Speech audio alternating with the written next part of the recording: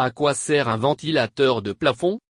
Le ventilateur de plafond offre de nombreux avantages aussi bien décoratifs que pour atténuer la chaleur d'une pièce. Mais avoir ce type de ventilateur permet aussi de réduire ses coûts d'énergie.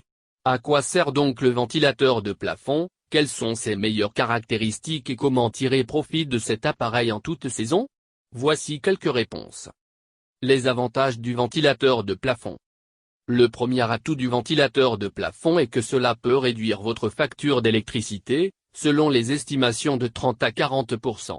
Cela ne diminue pas la température d'une pièce mais offre une sensation de rafraîchissement aux occupants de celle-ci. Contrairement à la climatisation, il n'entraîne pas une chute de la température mais plutôt une impression de fraîcheur au corps humain.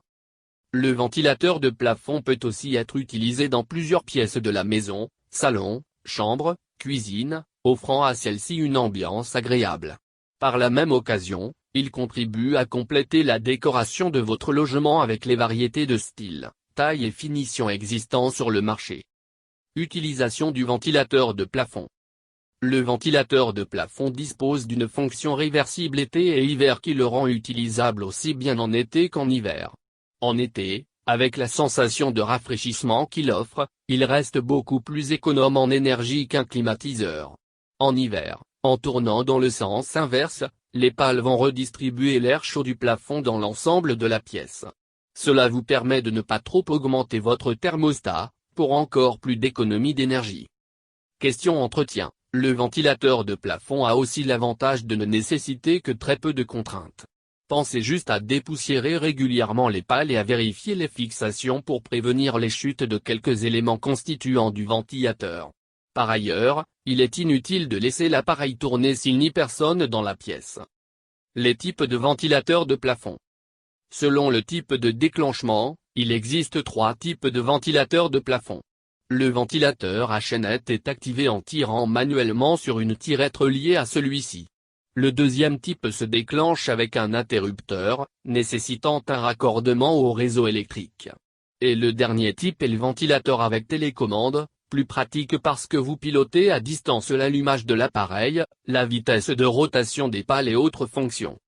Selon les options qui peuvent accompagner le ventilateur de plafond, il y a aussi le ventilateur avec fonction luminaire, le ventilateur de plafond avec fonction réversible été / hiver, le ventilateur de plafond avec seulement 2 vitesses ou plusieurs vitesses de rotation.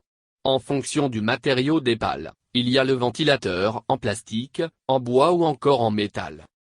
Pour ce qui est des caractéristiques des pales, vous avez le choix entre un ventilateur de plafond à 2, 3, 4 ou 5 pales.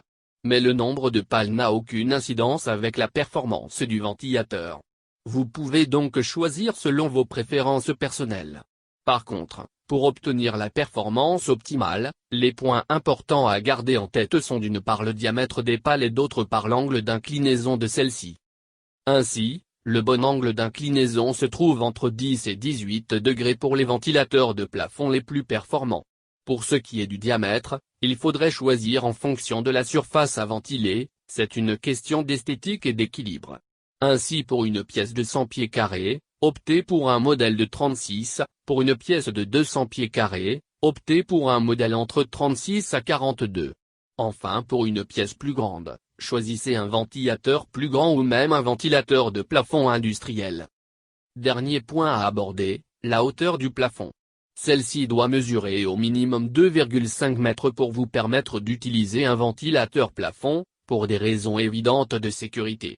Une hauteur de 2,8 mètres est la plus intéressante pour une utilisation optimale de la fonction inverse été / hiver.